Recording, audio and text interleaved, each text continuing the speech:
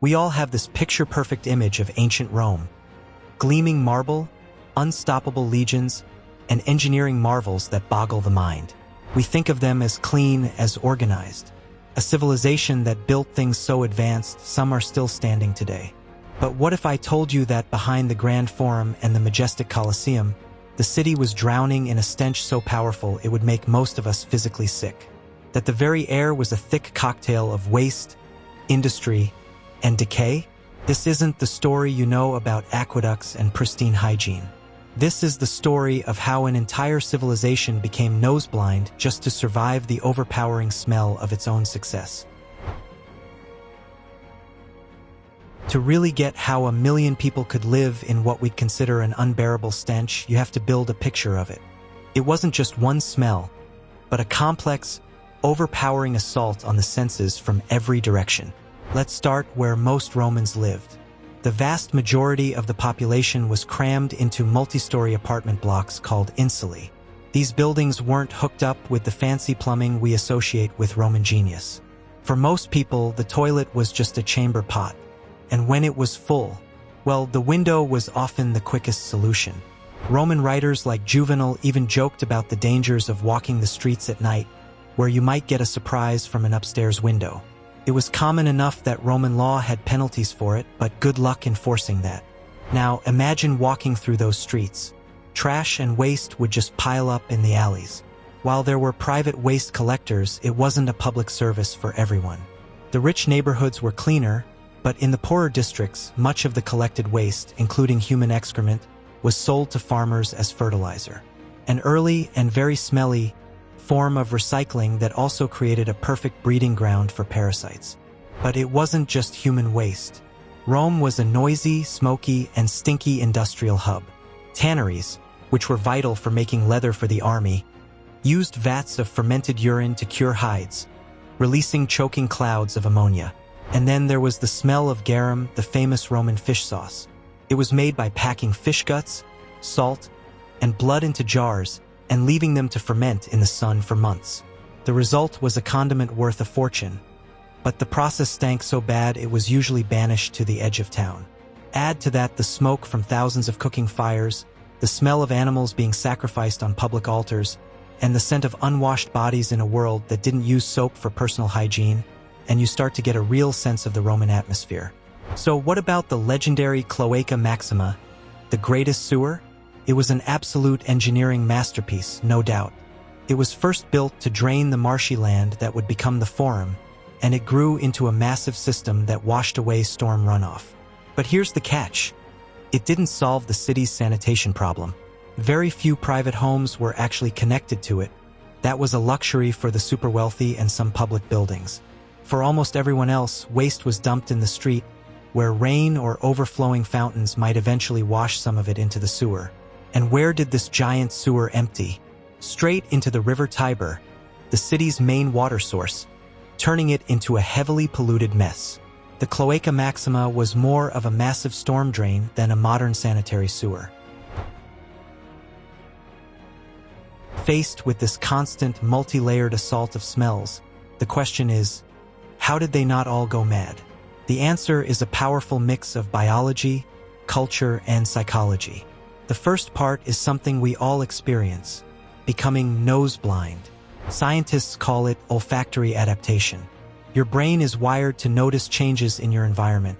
The sudden smell of smoke that means fire, for instance. But when a smell is constant, and your brain decides it's not an immediate threat, it just tunes it out. The smell receptors stop sending emergency signals, letting you focus on other things. For a Roman, the ever-present stink of the city wasn't a new danger. It was the smell of home. It was just the background noise of their world, and their brains simply learned to ignore it. But it wasn't just biology. Their culture saw things differently. We look at this through a modern lens, knowing all about germ theory. We know that filth leads to disease. The Romans didn't. Their best guess was the miasma theory, the belief that disease was caused by bad air or nasty smells. So while they did connect foul odors with getting sick, their solution wasn't to get rid of the microscopic source of the smell, but to overpower it with a better one. And this is where you see the great divide in Roman society. For the wealthy, the fix for the city's stench wasn't to clean it up, but to create a personal bubble of pleasant smells. They used incredible amounts of perfumes, incense, and scented oils made from exotic stuff like frankincense and cinnamon, brought in from all over the empire. Their homes were filled with the smoke of expensive incense, and they'd cover themselves in fragrant oils after bathing. When they went out, they were often carried in enclosed litters, held high above the filth on the streets below. Smell was a status symbol. In a city that reeked, the ability to smell good was the ultimate luxury. So, for the average Roman, survival was about adaptation. Their brains tuned out the constant smells, and their culture accepted them as a part of life.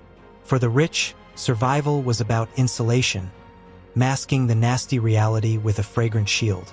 If you're finding this look into the grimy reality of Rome fascinating, take a second to subscribe so you don't miss our next trip into history's hidden corners.